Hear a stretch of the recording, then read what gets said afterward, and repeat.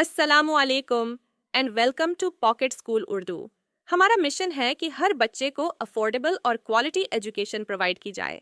यहाँ आप मुख्तलिफ सब्जेक्ट्स को वीडियोस और एआई की मदद से आसानी से सीख सकते हैं। तो आएं, मिलकर आगे बढ़ें और नई चीज़ों को एक्सप्लोर करें।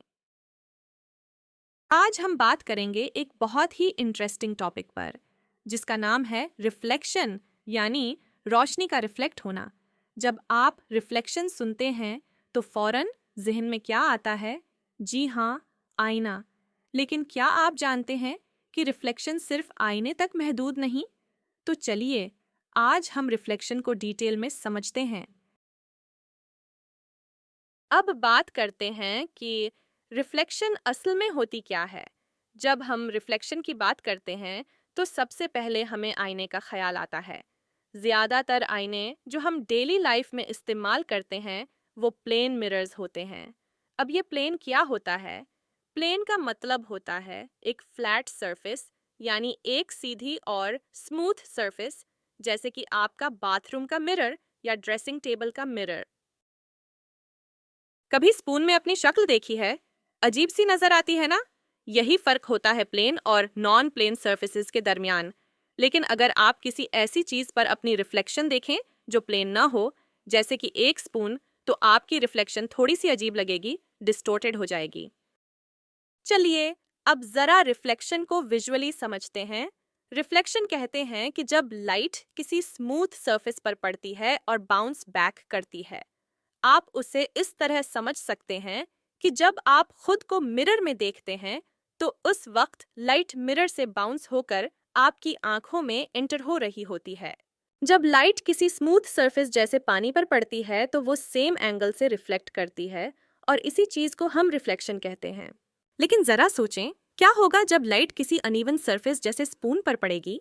तो होगा ये कि आपका रिफ्लेक्शन अजीब सा नजर आएगा, क्योंकि इस वक्त लाइट स्पून से टकराकर मुख्तलिफ डायरेक्शंस में रिफ्लेक्ट होती है और आपको एक डिस्टॉर्टेड रिफ्लेक्शन नजर आता है।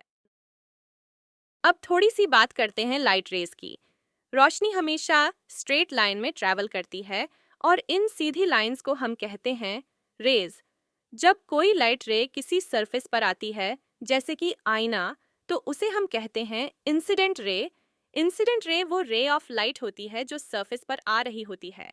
ये इंसिडेंट रे एक एंगल बनाती है सरफेस के साथ, लेकिन ये एंगल हम मिरर से मेजर नहीं करते, बल्कि एक खास लाइन से मेजर करते हैं जो मिरर के बिल्कुल परपेंडिकुलर होती है। इस लाइन को हम कहते हैं नॉर्मल। नॉर्मल का मतलब होता है परपेंडिकुलर या राइट एंगल पर होना।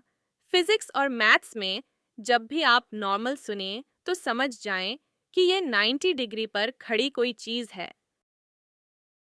रिफ्लेक्टेड रे वो रे होती है जो किसी सरफेस से हिट होकर वापस चली जाती है। जब लाइट या कोई और रे किसी सरफेस से हिट करती है तो वो सरफेस से रिफ्लेक्ट होकर वापस आती है और उसकी डायरेक्शन में तब्दीली होती है। अब चूंकि हम एंगल्स की बात कर रहे हैं तो हमें एक और इम्पॉर्टेंट कॉन्सेप्ट समझना होगा, जिसे हम कहते हैं लॉ ऑफ रिफ्लेक्शन। इस लॉ के मुताबिक जो एंगल इंसिडेंट रे बनाती है सरफेस के साथ, वही एंगल रिफ्लेक्टेड रे भी बनाती है। यानी एंगल ऑफ इंसिडेंस हमेशा बराबर होता है एंगल ऑफ रिफ्लेक्शन के। ये एक यूनिवर्सल लॉ है और साइंस में लॉ का मतलब होता है कोई ऐसी चीज जो हमेशा सही होती है, चाहे आप कहीं भी हों या कोई भी सिचुएशन हो। जैसे ग्रेविटी का लॉ कि अगर आप कोई चीज छोड़ेंगे तो वो नीचे गिरेगी, वैसे ही रिफ्लेक्शन का लॉ भी हमेशा सही होता है। अब हम सिग्निफिकेंस ऑफ रे डायग्राम की बात करते हैं। रे डायग्राम वो डायग्राम होती है जिनमें हम दिखाते हैं कि लाइट रेज कैसे ट्रैवल करती हैं और कैसे रिफ्लेक्ट होती हैं। अब हम रे डायग्राम के एलिमेंट्स पर बात करेंगे, जिनमें शामिल हैं इंसिडेंट रे, नॉर्मल और रिफ्लेक्टेड रे। रे डायग्राम्स बनाने के लिए हमें लॉ ऑफ रिफ्लेक्शन को फॉलो करना पड़ता है। चलें अब एक प्रैक्टिकल एग्जाम्पल लेते हैं ताकि ये कॉन्सेप्ट और भी क्लियर हो जाए। फर्ज करें कि आप गाड़ी चला रहे हैं। और आपको पीछे देखना है कि कोई साइकिलिस्ट आ रहा है या नहीं। अब आप डायरेक्टली पीछे तो नहीं देख सकते ना, तो आप क्या करते हैं? रियर व्यू मिरर यूज करते हैं। इस सिचुएशन में क्या होता है, सन की लाइट साइकिलिस्ट पर पड़ती है और वो लाइट साइकिलिस्ट से रिफ्लेक्ट होकर मिरर पर आती है। यही इंसिडेंट रे होती है। फिर वो लाइट मिरर से रिफ्लेक्ट होकर आपकी आंखों तक पहुंचती है। यही रिफ्लेक्टेड रे होती है। इस तरह आपको साइकिलिस्ट नजर आ जाता है बगैर पीछे देखे। इस वीडियो में हम रिफ्लेक्शन की बेसिक एग्जाम्पल पर नजर डालते हैं।